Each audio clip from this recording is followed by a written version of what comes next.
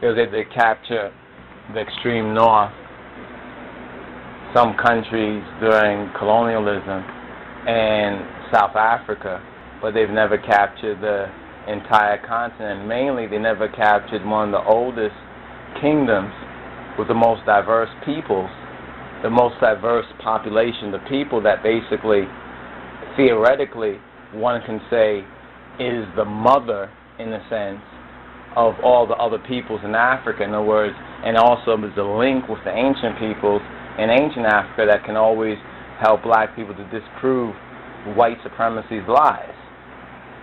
That's what it comes down to. A lot of these so-called Ethiopians and different tribalists don't understand white supremacy.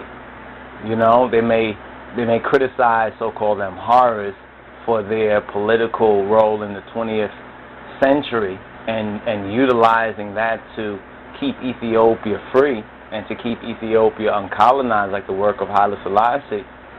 But they don't really recognize global white supremacy as that which is dividing them now against other so-called peoples, or dividing like Amhara from Tigray, from Oromo and other tribes, and they don't understand that.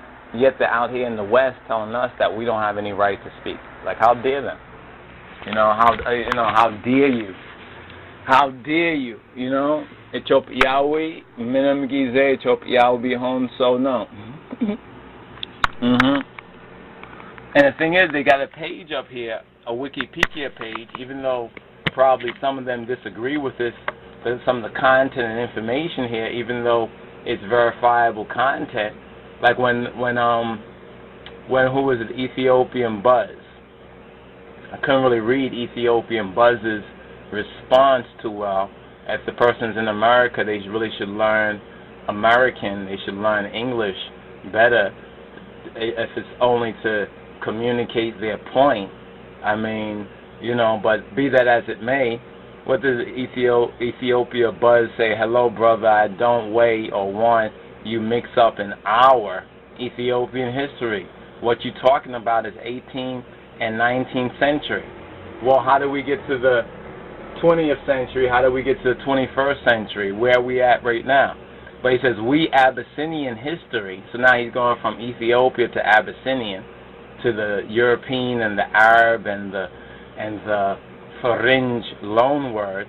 He says that we Abyssinian history is dip. You can tell us in 10-minute video. Please, brother, don't try to divide us. Well, the whole point of ETHIOPIC TAO or DAO video, it says AMHARA-OROMO tri-unity. It says tri-unity. He's talking about division. See, Ethiopia, a lot of these tribalists are so caught up on division that it becomes like a second ego, or alter ego. You know, like they're so caught up on division that they can't even see when ones and ones are speaking of unity. But he goes on to say, first, you need to go to Ethiopia, learn our people, love, respect how we live. Why we got to respect every way people live? See, that's another nonsense that people talk about. You know, they use this respect thing. We only are going to honor that which honors the King of Kings and honors Christ. Anything that doesn't honor the King of Kings and Christ, we are not bound. We're not bound by any laws in this world or any laws in another world to respect it. Because respect is built on fear and favor. That means we're in a state of fear either to respect, or we are looking for some favor in order to respect. Remember, most of these Ethiopians and other tribalists are over here in America, or they're over here in the West. They're not doing this, not talking this from Ethiopia. They're not saying, listen, I'm in Ethiopia.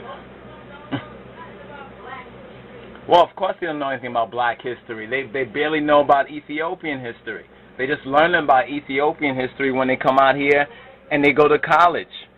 And most of these professors in these colleges, a lot of them are part of the whole Illuminati game. So they really don't want to, when they find that Ethiopians are Ethiopians, they want to further that divide and conquer, because that's all a part of white supremacy.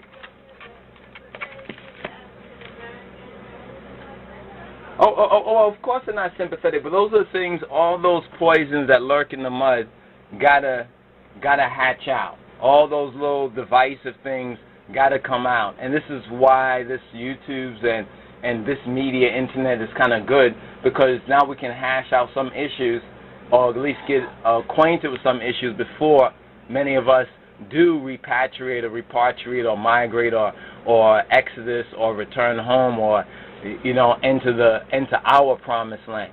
But Ethiopia Buzz goes on after this love and respect point, says something about exit. The thing you talking about is Western or diaspora's political view.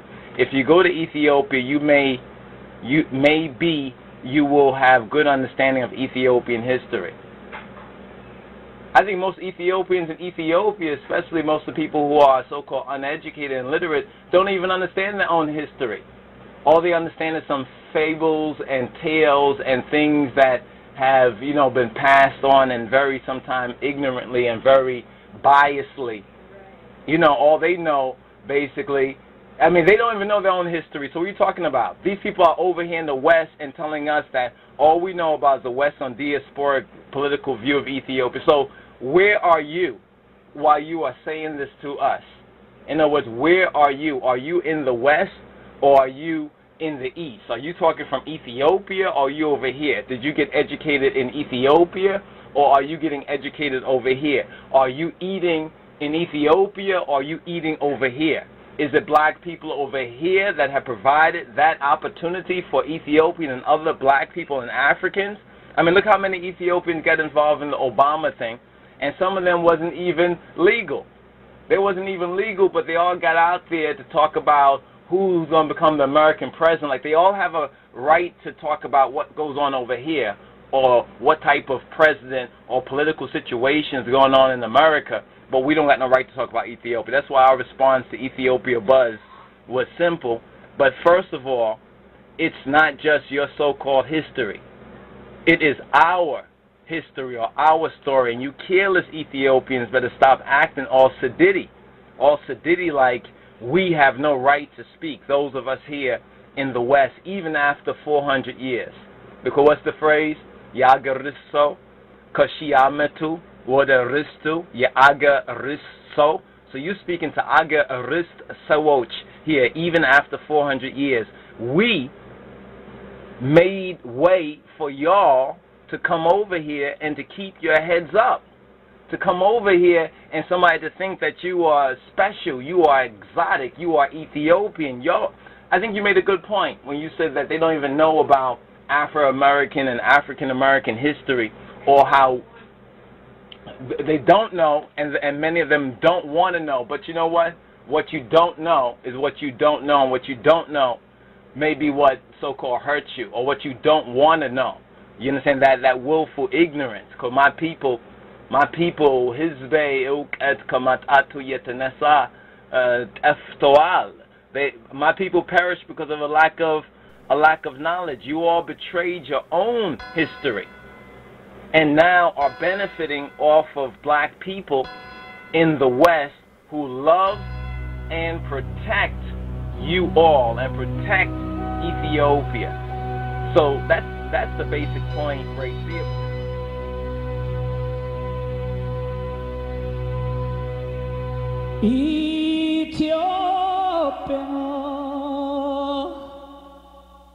Ethiopia,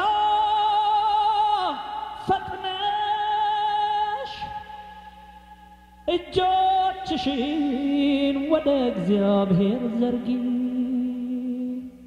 በመከራሽ ዘመን የሚረዳሽ አምላክሽ ነውና ወደሱ ተጠጊ